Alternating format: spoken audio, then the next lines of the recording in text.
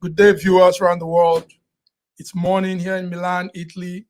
And my name is Mark Godwin Iwejuan, standing in for my colleagues as we bring to you news echoes this beautiful Friday morning. News Echoes World Affairs is our global program for our audience where we give updates on news happenings around the world. So you are welcome, viewers. You are welcome. Before we go into the news, while I wait for my colleagues and coordinators to join me, let's look at some of the newspaper headlines making round around the world. Number one is we are seeing something from Turkey. Turkey Prime Minister that gave a speech. He gave a speech last time in the House of Parliament. The prime minister, the Turkey minister has died. I think he's the health minister. Health minister for Turkey suffered heart attack during speech, and now he's reported dead 2 days after the incident while he was speaking. Ireland prime minister urges EU leaders to call for Gaza ceasefire. The Irish prime minister Leo Varadkar says there are some truth to the accusation that EU employs double standard on Gaza issue. These are some of the news making round on from the papers. This morning also, the paper is reporting that the UK is considering banning children from the ages of 16 from social media platform TikTok and Instagram under a fresh crackdown that has been considered by ministers. So officials will lay out a consultation plan next month, and they will see how this can best work for families and for children. Government sources stress that while potential bans were part of a wilder discussion, they were more unlikely to be the final proposal. So, but anyway, there's a plan to keep children that are 16 and below out from social media, TikTok and Instagram. So that's it for our news headline. We go straight to our discussion while we wait for I wait for some of my colleagues to join.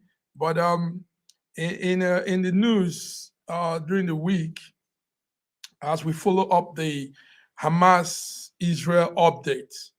Hamas-Israel update, we're getting information that the Palestinian death toll has hit about 18,756 people. So 18,756 people are dead so far. And that's not pleasant at all. That's not nice to hear, because these are human lives, these are human beings, and you don't take people away like that. So also, some of the things we're following up on the Hamas Israel update is that Israel says the Gaza war will continue with or without international support. Israel says the Gaza war will continue with or without international support. So according to some senior U.S. officials, discussion over a possible ceasefire might hit a dead end, because the Israel Foreign Minister Eli Cohen said his country will continue the war in Gaza irrespective of all the international backing. He said Israel will continue the war against Hamas with or without international support. That's how he put it. So a ceasefire at the current stage is a gift to terrorist organization Hamas, and will allow it to return and threaten the residents of Israel. This is what Eli Cohen is saying, Israel Foreign Minister.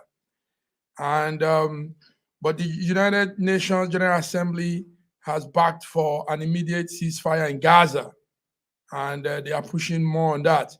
So also in that update from the Gaza-Israel situation, we are told that a Tanzania student was killed on that October the 7th.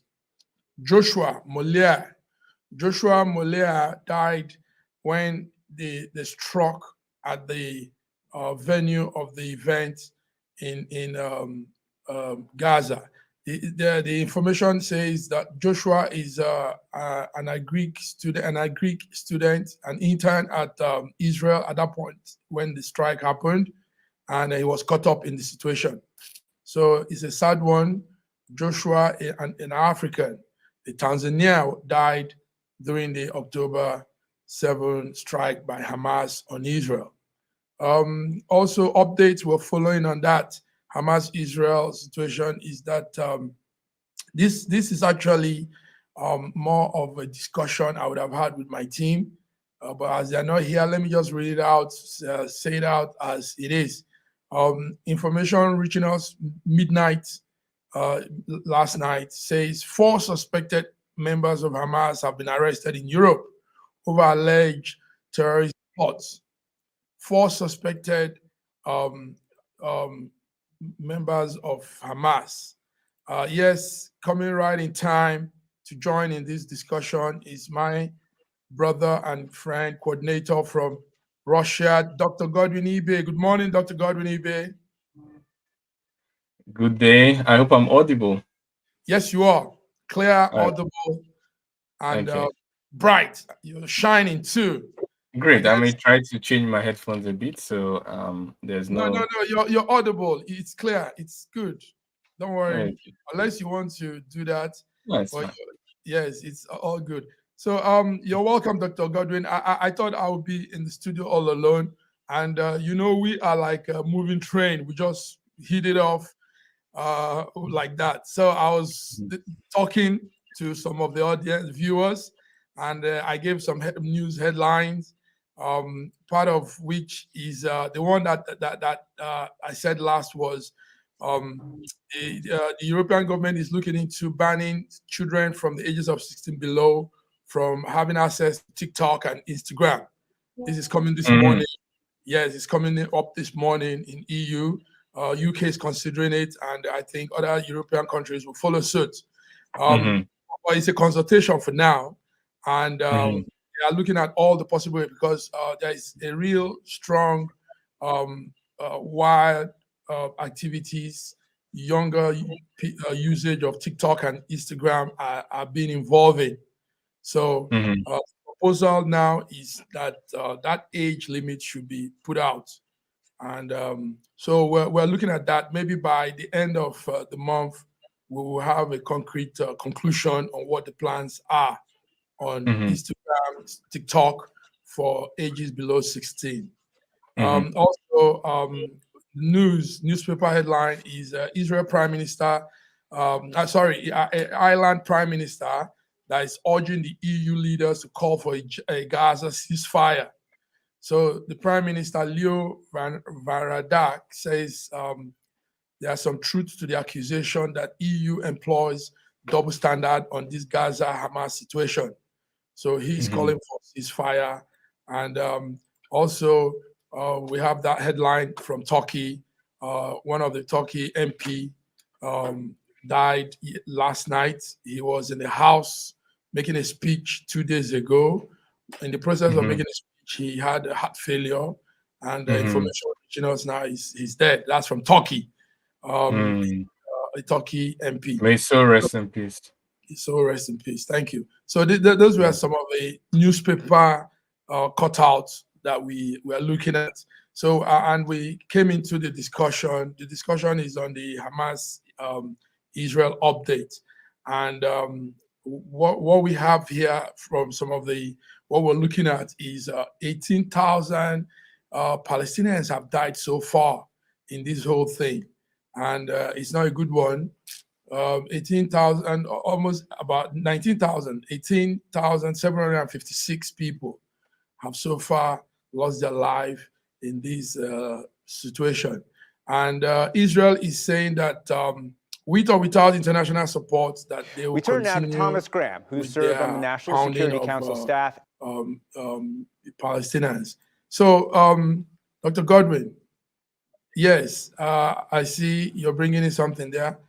So let's talk about this. Let's talk about this whole Israel Hamas situation. Also, in that update, in that what we're looking at, we found out that a young Tanzania student, Joshua died also on that day of October the 7th. He was an agricultural student working as an intern in that part of Israel at that time. So he was caught up in that situation and he was killed. So the Tanzania embassy brought out that statement yesterday, after doing some verification. Now also, I know you probably had this, 4 suspected members of Hamas have been arrested all around Europe over alleged terrorism plots they've been planning. Yes. 3 were arrested in Germany, 1 in Netherlands, and also Denmark, and I think Denmark also made some arrests. So what do you think? Do you think they want to bring this over to Europe? What is your update? Let's have some update from you on the Hamas, Israel, Palestinian-Israel situation. Yes, thank you for asking me to speak. It's quite simple. It's terrifying, but at the same time, it's simple from a logical perspective. Hamas committed an atrocity on October 7th, and we condemn it in the strongest of terms. But before that, the Palestinians, their land were being occupied, and they've been kept in open-air prison, which some have likened to open-air genocide, for donkey years, so many years. And the death toll of Palestinians compared to Israelis have been very high, sometimes a ratio of 50 to 1, 100 to 1 on some years, and on some months. So 100 Palestinians were dying for every Israeli that died. So as much as the media, which are obviously sponsored by they know who, will prefer to look at only one date, but you cannot do that if you want to be fair, if you want to be equitable, if you want to be just, and if you want to speak for the interest of humanity and not your pocket. Then it is very clear that both sides have suffered in this conflict significantly, with the Palestinians suffering even more. And that is why we call for, I and so many other people, in fact, most of the world, call for a 2-state solution, ceasefire, to stop the bloodshed, to stop the violence. And I also think that if there was a 2-state solution, and if these UN resolutions were heeded too, the probability of this October 7 incident happening would have been less. And by the way, I see Hamas as not just a an organization that commits terror as it did on 7 sometimes, but I also see it as an ideology, in the sense that if you rob people of most of the deaths that have been occurring, 50% are children, while the other 50% are adults who these children depend on. So if you kill someone's father, someone's mother, someone's dependent, some of them lose their parents, and they also lose their limbs, and they cannot work, they cannot take care of themselves. They are just, they have at least less hope than most of us do have. And if you tell such a person to join Hamas to kill the person who brought misfortune to him, I think he will easily join. And that is just common sense. It's easy to radicalize people when you subject them to poverty, or you torture them, or you kill people that are close to them. It's very easy to radicalize them and to create much more, 100 more different type of Hamas. That is why the way out is not violence, but being just, giving them what is what, and at the same time making them prosperous so that they wouldn't be radicalized to commit such atrocities. Let me come in now. Good one, Dr. Ibe. The two-way state solution, like you've always said here to Dr. Ibe, is an international supported proposal. And somehow, yes, everybody says that's just the answer to this. But what Israel is saying that a two-state solution will give Hamas. You see, Israel's problem is Hamas. Because as at yesterday, do you know that there was a poll done by Al Jazeera? Al Jazeera did a poll, they went to the streets or some parts of Israel and even Palestine, and they found out that Israelis and Palestinians have been living peacefully. Yes, they've been living peacefully, like they said, and but they said everything changed after October 7th. He said, if not for Hamas, we could have lived peace. We could have been living with the Palestinians. This is the conversation in Israel now. Many Israelis are saying so, but everything has changed since October 7th.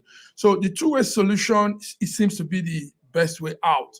But Israel ambassador yesterday night, I don't know if you followed that, told the UK, he was speaking in the UK, said they totally reject that two-state solution. He said it would be a gift to Hamas, that Hamas will use that as an opportunity to come in. And she said a lot. So what will you also say could be an alternative if Israel is not taking to the two-state solution?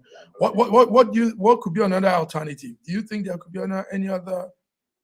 I'll be very frank with you. When you say narcissistic proposal, you should be able to say, hey, this is narcissism.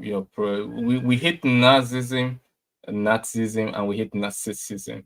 You cannot imagine you have money in a bank, in a deposit, and the bank says, we won't give you your money because the last time we gave you your money, you helped your brother who we don't like. How would you feel? It doesn't matter what Israel thinks.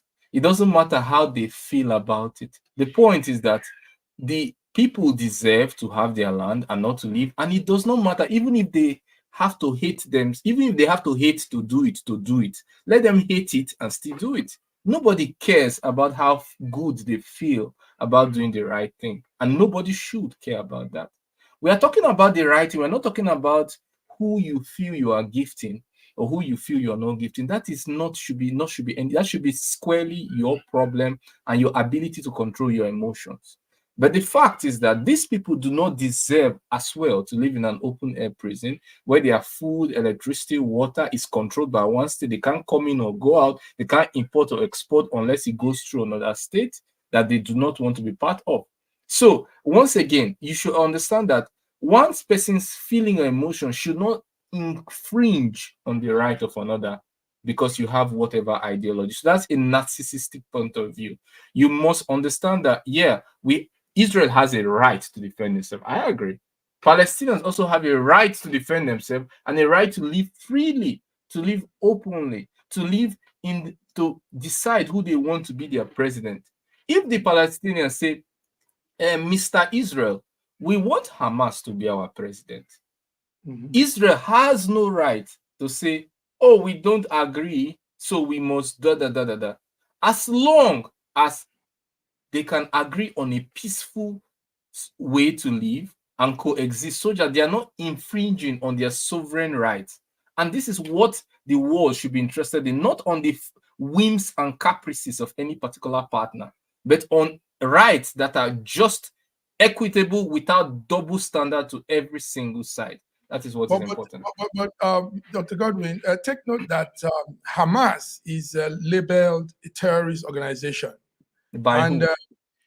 By United Nations, by most of the organizations around the world. United Nations, the most. You can check on that.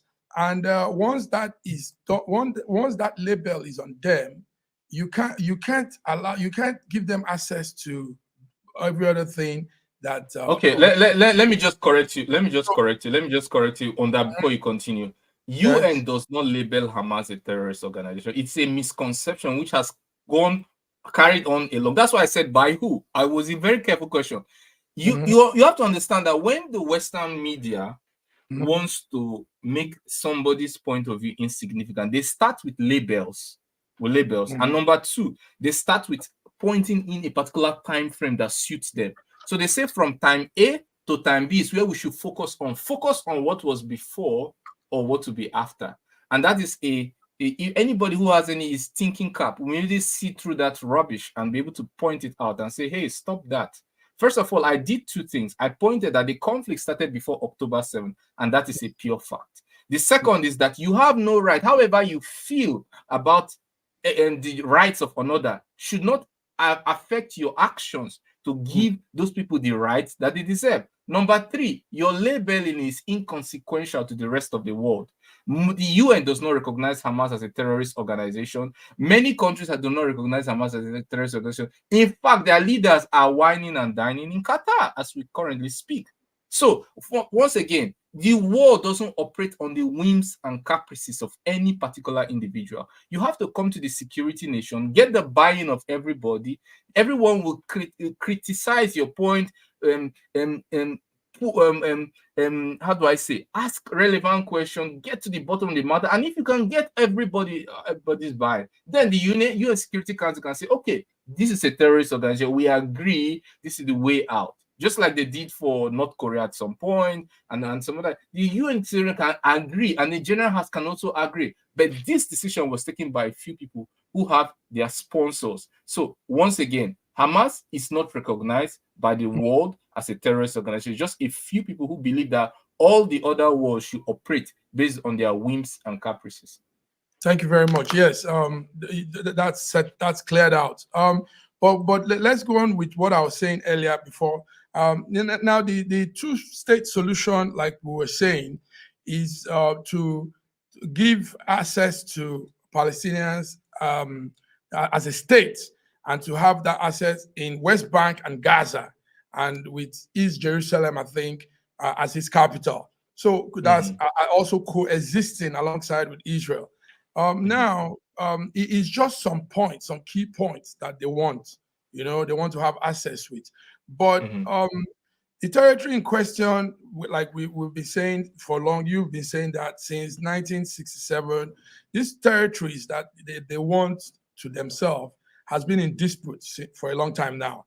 Now, the question now is, since Israel is not accepting that issue, Israel doesn't want to accept that. He sees it as an illegal issue. He's not taking to it. What could be another solution? What do you think we can do? Because Israel does not agree. And like you just talked of United Nations not labeling Hamas as a terrorist nation, that's also one of the anger of Israelis. The Israelis Israel feels Hamas should be labeled a terrorist organization. And Israel feels if that is done, probably they begin to have some discussion on how to create a two-state solution arrangement. So if this is not working, what do you think can be working?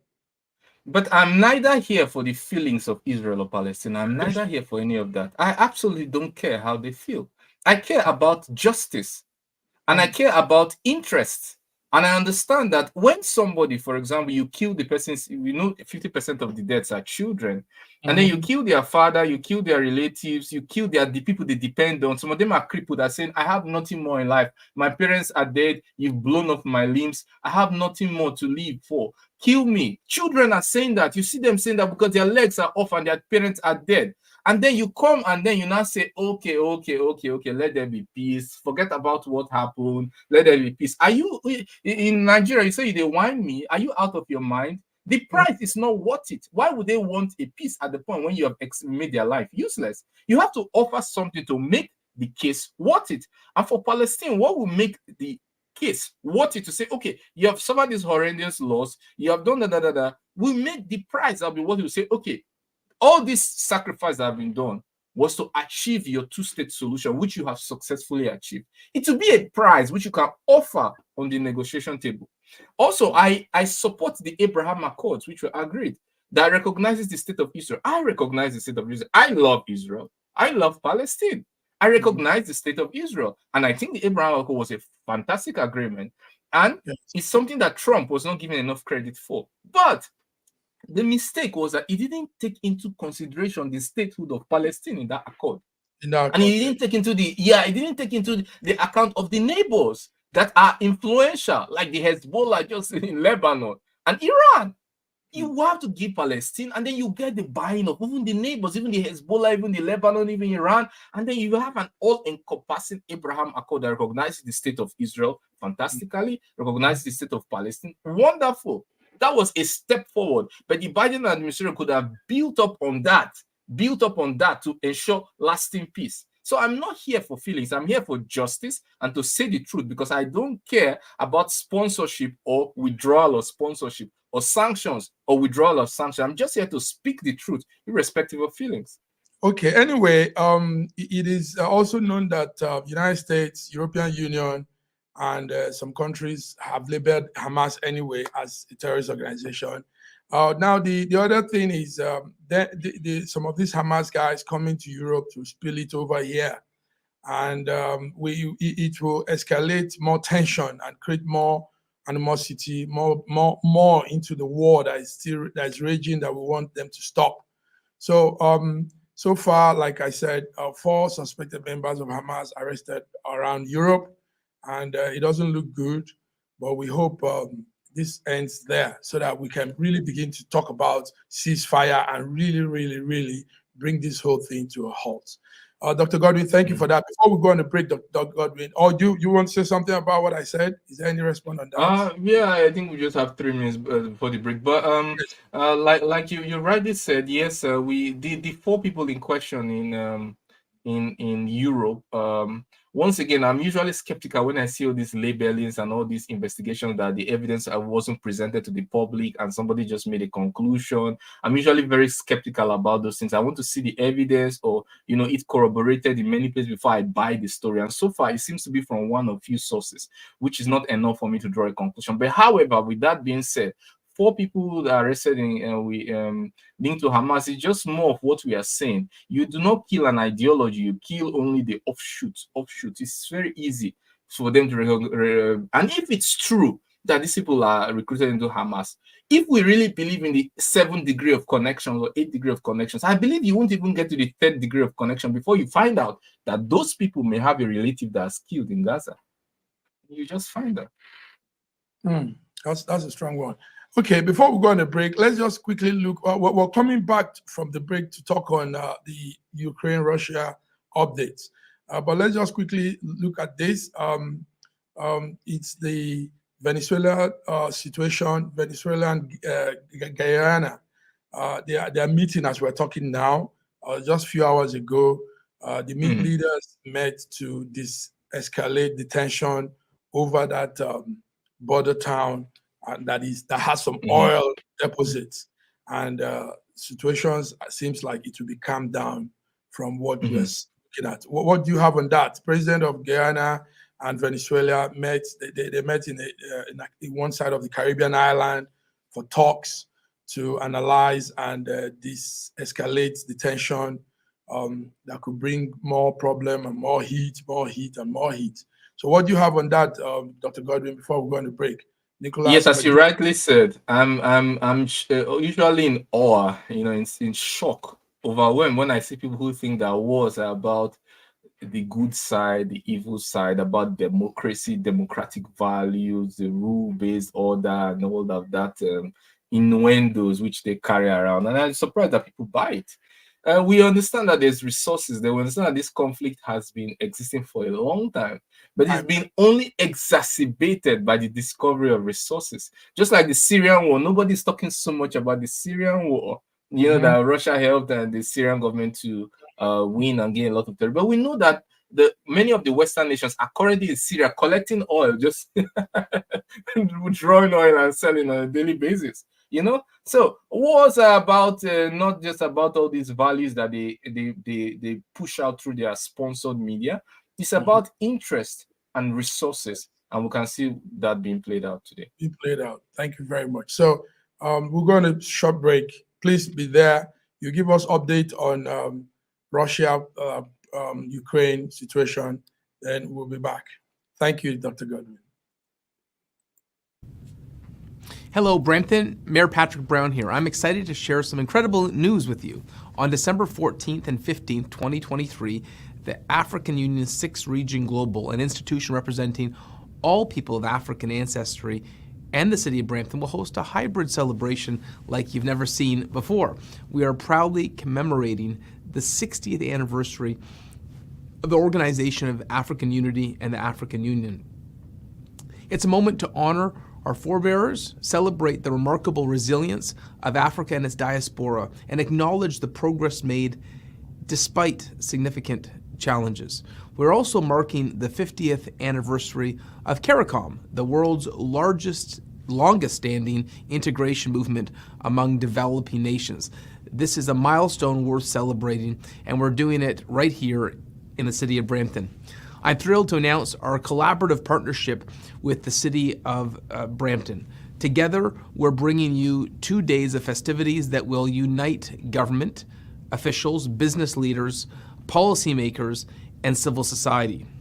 Luminaries from our city and the diaspora all together. It's a time to connect, reflect, and celebrate the rich heritage that binds us all. Join us on December 14th and 15th as we come together to honor the past, celebrate the present, and embrace the future. Brampton, mark your calendars. Let's make history together. See you at the hybrid celebration of the African Union's 60th and the CARICOM 50th year anniversaries. Together, we're stronger. For more information, visit www.au-6rc.org.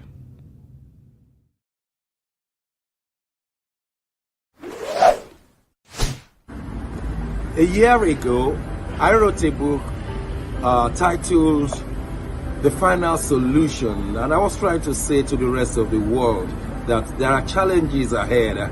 Now, a prophecy did come, and that prophecy is coming to pass. But I'm telling you, the final solution has been found many years ago in the Bible, because the Bible simply says righteousness exalts a nation and sin is a reproach to the people. So I want you to know that we can get solutions to problems in Ukraine, in Russia, in Nigeria, indeed all parts of the world. We need that solution, and the solution is straightforward. Please get a copy of my book. It's the Final Solution by Bishop Shegun Johnson, and you can find it in Kindle, in Amazon. Just type Bishop Shegun Johnson, The Final Solution. It's very, very small book you can read within 2 hours, but it contains the final solution. Do get a copy. Not getting it is doing disservice to humanity. Don't forget The Final Solution.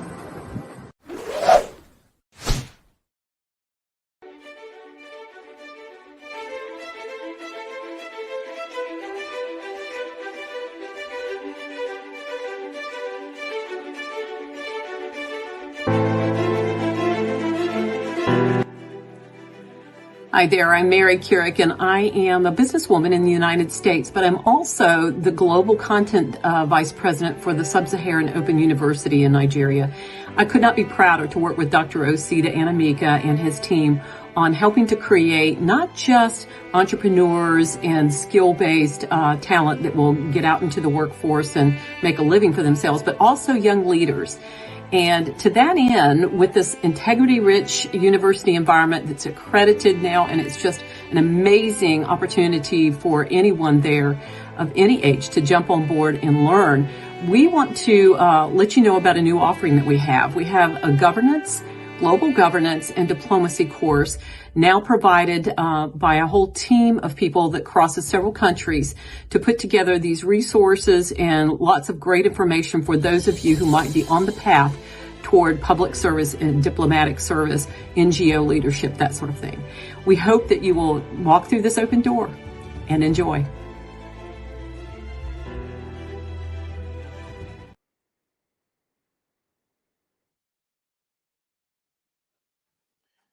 Viewers, you're welcome. Welcome to our program, second segment of News Echoes, World Affairs Friday today. And we're looking at news headlines. We're looking at occurrences around the world. Dr. Ibe, before we come to the update on Ukraine, Russia, the Albanian Supreme Court yesterday afternoon temporarily blocked an Italian asylum seeker plan they had. So Italian and Italy and Albania planned to, they had a plan to send thousands of asylum seekers to Albania for processing.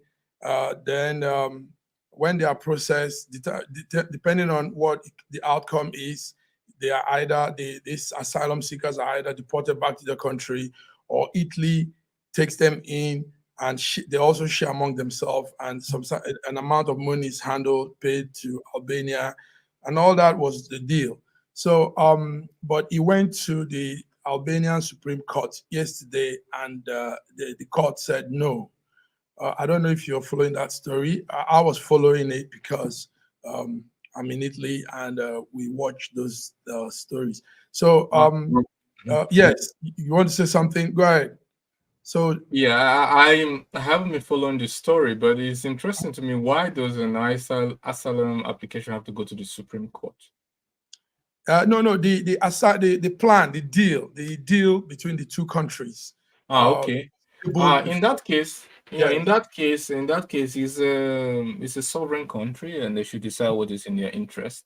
The European Union as a whole are at fault in this particular case, because they've created a situation that creates migration risks everywhere. I mean, when there's a war in a neighboring country, it's natural that people will emigrate from that country to your country, even if they have to take risks, even mortal risks, to get to another country. They will do that. Sometimes they float in rivers with crocodile. Sometimes they go over dragon teeth and barbed wires to escape war. Some of them drown in the process. I think anybody with like any thinking cap understands that when you sponsor wars in neighboring countries, whether it's Ukraine, whether it's Syria, whatever, wherever you sponsor wars, you create a migration risk. And so instead of medicine after death, why don't you solve the cause of the problem by developing countries, yes, and developing those countries so that, and let them be there. Let those citizens be there. Let them be working. Let them be working there. Let them be living there, so that they will know it will be undesirable for them to leave, to take such risks to come to your country, and that's what is happening. So anyway, the opposition of both countries have said they are not taking to the plan. Italy is bringing up this because of that UK plan also to take asylum seekers to Rwanda. They are copying from that arrangement. So anyway, the deal was signed. It was almost going through. The Prime Minister of Italy and the Prime Minister of Albania, they were almost working it out, but it got to the court. It got to the Supreme Court because oppositions were really rising up against it. They don't want any of this, and now the Supreme Court has temporary anyway. It's temporary. It's not a permanent. Let me chip in something. Let me chip in something quickly. Another quick thing I want to say is that the another problem is which we see here is that the interests of the elites are usually different from the interests of the common man. And you don't know how much was moved into each other's accounts, both those prime ministers and the political outlets, for them to say, okay, let's help you out here, brother, let's help you out. Come on, send them here. We can take them. After all, it's taxpayers' money. It's not my money you're using. It's taxpayer. We don't know what deal was done. But when the common man and say, wait, we voted this prime minister in, and he's making this deal, has he asked how he's going to pay for these people that are coming in? And then they go to their last resort, which is the court. So here we are seeing a divergence in interest between the elites and the common man. That's it. Yes, that's it. So the thing now, it is temporarily blocked, and I don't think. But the thing, like you've said, is still there are about 36,000 people that are seeking to be settled in Italy. 36,000, if not more, and if not more. And those are the ones you've counted. This number is coming, like what you've said, is coming from Ukraine. It's coming from all these problems around other countries, and everybody comes into Europe through Italy. So that's what we're saying. Now, before we also go into, because I think the Russia-Ukraine update might be our last topic. Let's talk about something I know you see from another angle. I want your take on that. EU has opened membership discussion talk with Ukraine and Moldova. The European the European prime ministers have agreed. Some new moves have been put, and it looks like victory for Ukraine. Yesterday, him and the president of the EU Council, Charles Michel, they both announced on X platform that open negotiation is on, and it might grant status to both countries. So this is what we're saying. And if that happens, it's a big move. That would be a giant move for Ukraine, Dr. Godwin. That would be a big one for Ukraine. It would be a victory for them and a victory for Europe too. And Zelensky is excited. He wants to see the dialogue be concluded. Already he started sending some messages around. So what will you say about this development? EU open discussion, membership talk. I respect your views, but I mean, can't you spot a joke when you see one? Can't you spot a joke? I mean, can't you just look at let me land. Come on. We just spoke now about migration problem, right? Yes. Those are the people who are trying to cross over through asylum. That's a barrier, an asylum barrier, a visa regime, which they try to cross over. And then you're talking about membership that will make it border free for the whole country that is at war to have a chance without any barrier to drive through. I mean, don't you look at some things and say, wait a minute, who are you deceiving? Are you ridiculing me? Are you ridiculing who? I mean, how? You just spoke now about a problem with migration. Yes. But this exactly is going to create then it will not be migration. Then it will be what? It will be intra-border crisis, intra-border crossing, intra-EU border crossing. And then the only people who are the EU know is a joke. The EU knows it's a joke. Let me land. I know it's a joke. The EU know it's a joke. Many Ukrainians know it's a joke. The only people who don't know it's a joke is the people who are all in it. Maybe Zelensky himself and a few other people who don't yet understand that it's a joke. You are asking for money; they are not ready to give you even money. Everyone is saying the support is dwindling. Nobody is ready to give you from their pocket, and you think they're not going to allow you to come in to take from their taxpayers. How don't you spot the joke? Do you need to be Isaac Newton? Do you need to be Stephen Hawking to read between the lines and say, how can they're not ready to give us money? They're not ready to give us more weapons. They are complaining of migration of people. They are even returning some of the men that escaped. Germany has returned some of the men who escaped, right? Yes. The young men say, sorry, go and fight. Go and die. Go and die. We can't house you. Please go and die. Right? And then you now think that they're now generous to say, all right, come on in. I mean, who are you deceiving? Come on. Let's be serious. Yeah? Let's see an adult that has a thinking faculty. Come on. Let's be serious. There's a war going on, and then and it will lead us to the Russia-Ukraine conflict. What is the dynamics? We see Russia gaining ground. We see the dwindling support for Ukraine, both from the US. Yes. Anyway, Ukraine is not going to be allowed to bypass, like what we're following. They will not be allowed to bypass the process. There's a process that takes countries through before joining the EU. Orban said something. I think Hungary said that. Hungary and Austria said no preferential treatment. And also, what we're saying is just an initial point. It could also take a decade for Ukraine to actually join the EU. Ask Turkey. Turkey are doing nothing right.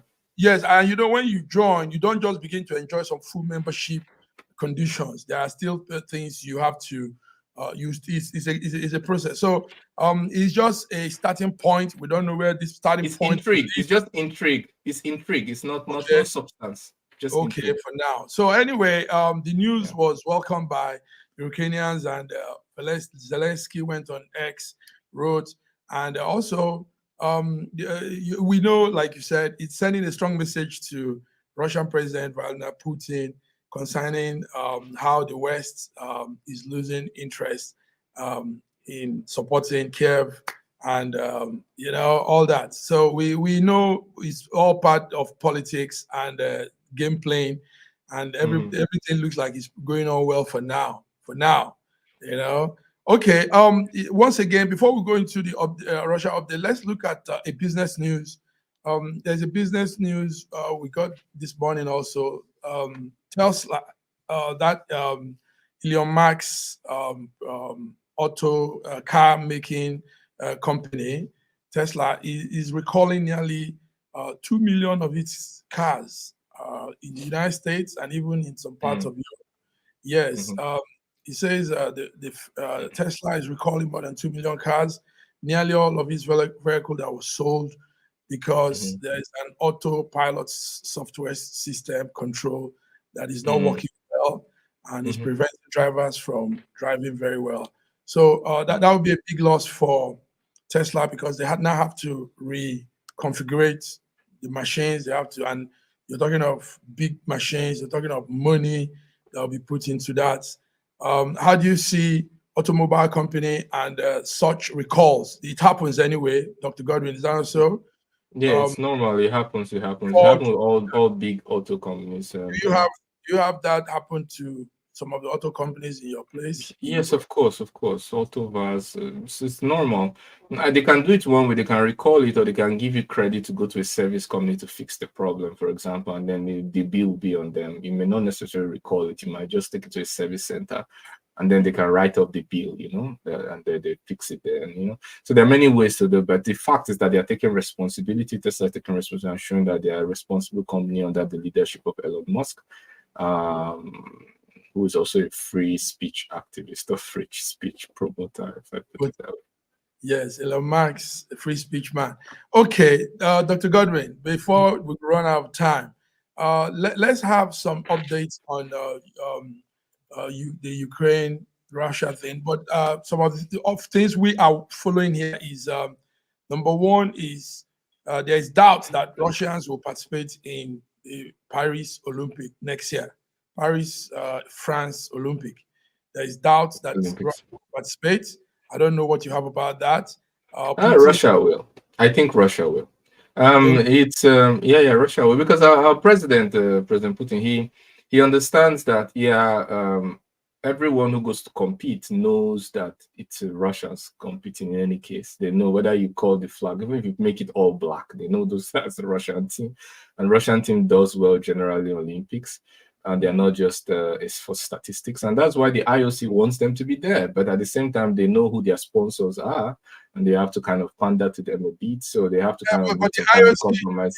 The IOC rejected a blanket ban last week when it confirmed Russia will be allowed to participate. Yes, of course. They've shown individual neutral flag. Yes, of course. But this individual neutral flag will be held by everyone. Everyone will have the same neutral flag, and everyone will know that neutral flag is Russia.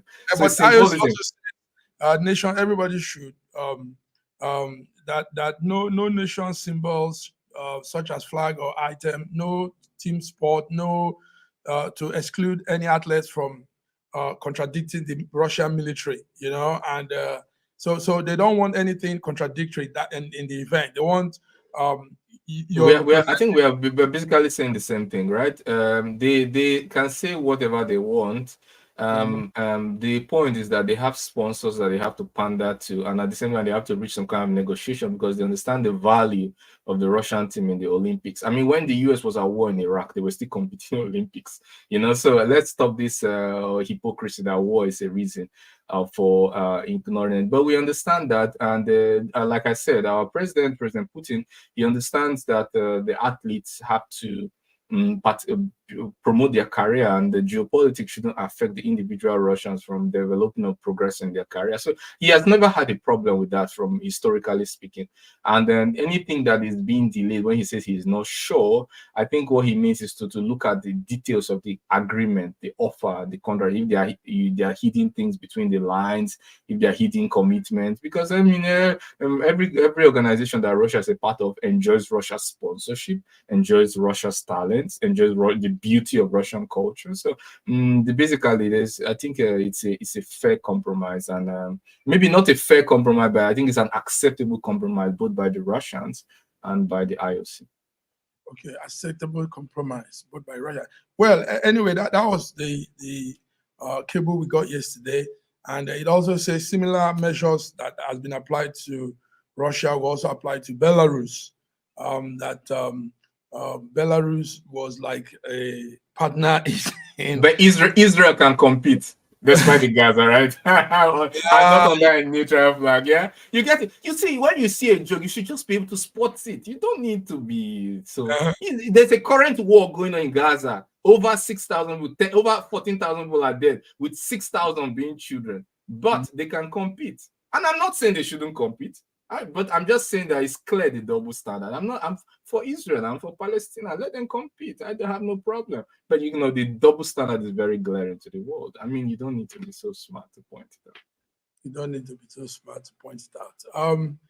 Thank you very much, Dr. Godwin. Dr. Godwin, do you have any news updates that you want to Yes, so Putin had President Putin, his full name, President Vladimirovich Putin, had a meeting with the press. Yes, so people, I think invited. I saw Western press there. I saw BBC, for example, there, and the Western media, instead of reporting it as Putin opens up the press to everybody, including Western, they reported that he finally did it. Well, so he opened up the press to everyone. And one of the topics that were discussed was the progress of the Russian Ukraine war. And then he made some important revelation, which I would like to show. Let's see that.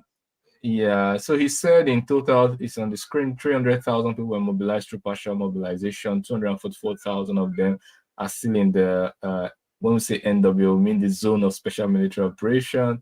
41,000 of them have already returned home for various reasons. 486,000 signed up for contract service. 486,000. 1,500 people per day sign up for a contract to serve. 14 mobilized people have already become heroes. That means of Russia, maybe post-mortem, or I don't know if it's post-mortem or they're still alive. There will be no new wave of mobilization, and all volunteers must be in the same conditions as the military. So he's trying to improve the conditions for those people who are volunteer, who are not regular rank and file. Also, we have, I think we have someone who spoke on that from PBS. I don't know if I can be allowed to play that. Yes, go ahead. Let's get Today is that day. We turn now to Thomas Graham, who served on the National Security Council staff and at the State and Defense Departments. He's now a distinguished fellow at the Council on Foreign Relations. Thomas Graham, thank you very much. Welcome back to the NewsHour. So this guy is from the West, obviously he served in the government in the West, and he said some things which are interesting. That's why I want to share to our viewers, because at least he seemed to be a little bit very objective in his statement. So I think for Westerners can listen to fellow Westerners. And we just heard Putin repeated the same objectives about Ukraine that he has been using since before the full-scale invasion began. What does that say about his intentions for the war?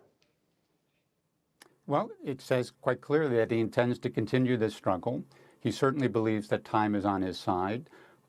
He has fended off the Ukrainian counteroffensive. He sees evidence of infighting in the Ukrainian leadership. And as you've already mentioned, support in the West is flagging. I mean, we have this problem in the Congress right now as far as funding is concerned. So all this has really reconfirmed Putin in his conviction that the Russians are more resilient. We have time is on our side. We need to continue to press forward.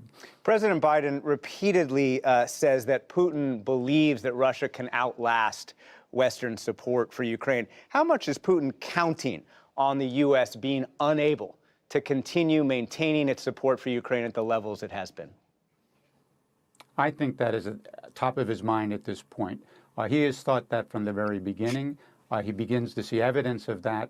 And he is hoping that as we get deeper into the political season in 2024 and closer to the elections, that we'll see even more flagging support for Ukraine. I think this is critical in his mind to Ukraine, to Russia finally achieving whatever its goals are in Ukraine? So, yes, we can see there that he's saying the dynamics are showing. The most important thing he said is that he had some views, but he's beginning to see the evidence. That's the two things I want to say. He had views, some prediction, but now the evidence is there to back up those convictions. So that tells you a lot about the dynamics of the war. And obviously, it seems it's going to last for a long time. Between Russia and Ukraine, there's only one country that have banned negotiation, and that is Ukraine. They've banned negotiation from a legal point of view, from their law, their constitution now bans it. There's in the books, Ukraine has banned negotiations. Yes, they are banned it and they've put it into law. So there's only one country that is legally open to negotiation, and that is Russia.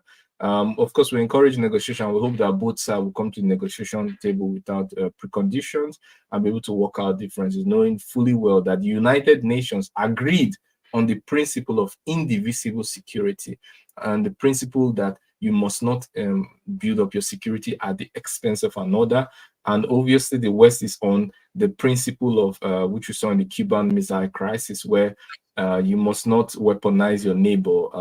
Your neighbor must not be a host for your enemy's weapons. Yeah, enemy's weapons. Yeah. Wow. So basically, Dr. Godwin, that's a good one. Thank you very much for that update. Now you just made me know something I didn't know. I didn't know Ukraine had that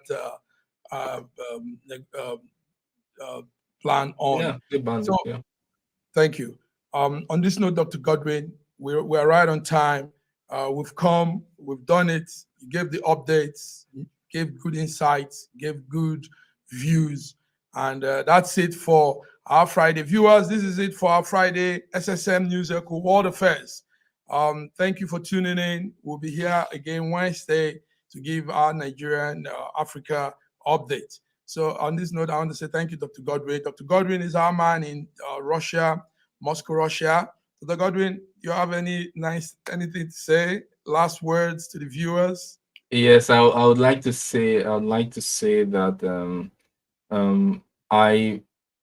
I'm for peace. I support every form of negotiation. I understand that in geopolitics, in fact, let me say something. In politics, you can use the carrot and the stick approach, but in geopolitics, the stick is much stronger than the carrot, and it has to be.